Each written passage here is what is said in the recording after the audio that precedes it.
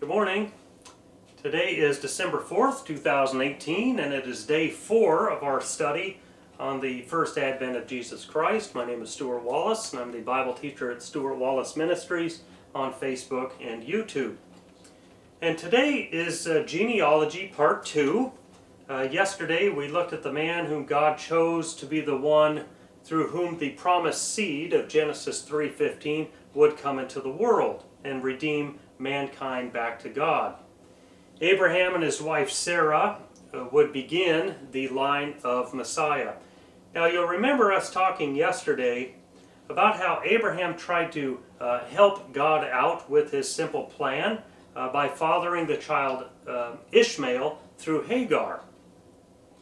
But as God said in Genesis chapter 17 verse 17 that it would be Abraham and his wife Sarah through whom the line of the promised seed would come. So today's reading is found in Genesis chapter 21 verses 1 through 12. Now we're not going to read all of that, but in verse 2, Sarah gives birth to the promised child Isaac. And in 21:12, we read that through Isaac your descendants shall be named. So up to this point in our genealogy, we have Abraham, who is a new race of people, the Hebrew, those who from beyond, and his son Isaac.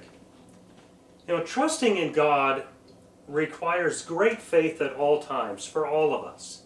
And we say these words and we easily believe them when things are going well in our lives. But what do we do when God gives us great challenges like He gave Abraham? How well do we trust God during those times?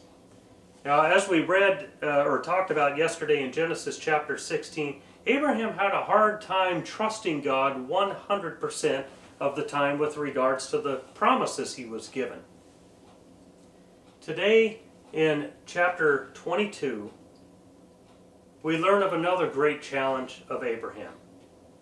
God told Abraham to sacrifice his only son Isaac as a burnt offering.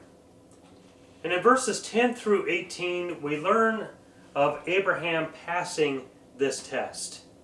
Imagine all the things that must have been going through Abraham's mind at that time.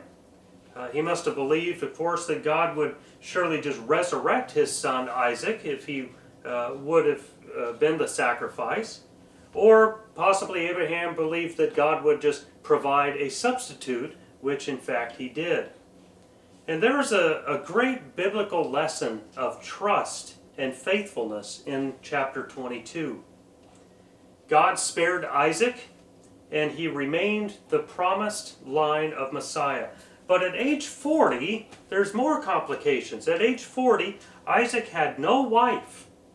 And as we find we find that out in chapter 25. So not only did he not have a wife, when he did finally marry Rebekah, she was barren for 19 years. Now, how would Isaac and Rebekah be the ones to continue the line of Messiah if they had no children? So we learn in chapter 25, verse 21, that Rebekah did in fact conceive, but there were twins. The first one born was Esau, and the second, holding on to Esau's heel, it reads, was his brother Jacob. So Isaac now had two sons, but only one could continue the promised line of the Messiah. So would it be Esau or would it be Jacob? In God's sovereignty, of course, we learned that he chose Jacob to continue the line. We find that out in Genesis chapter 25, verses 29 through 34. In fact, Esau sells his birthright to Jacob for a bowl of stew.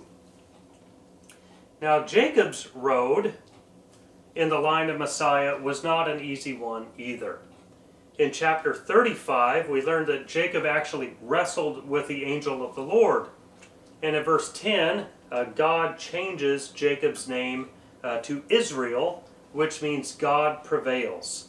Israel, or Jacob, would be the chosen one to continue the line of Messiah.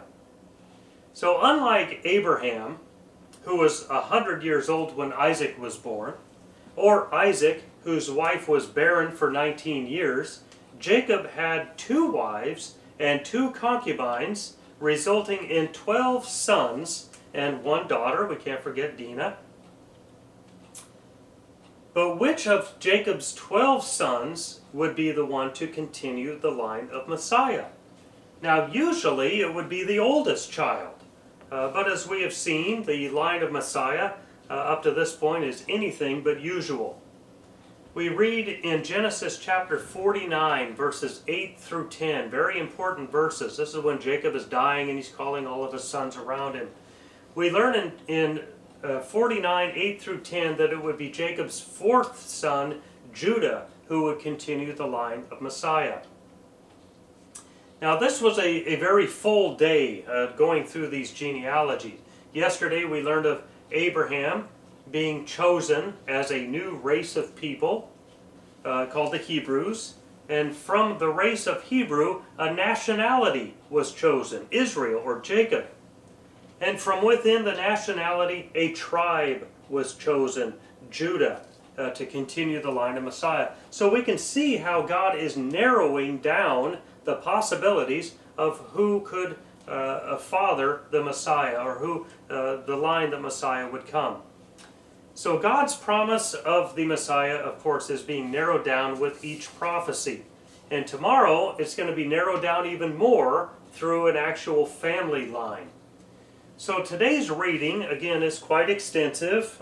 You can jot all these down.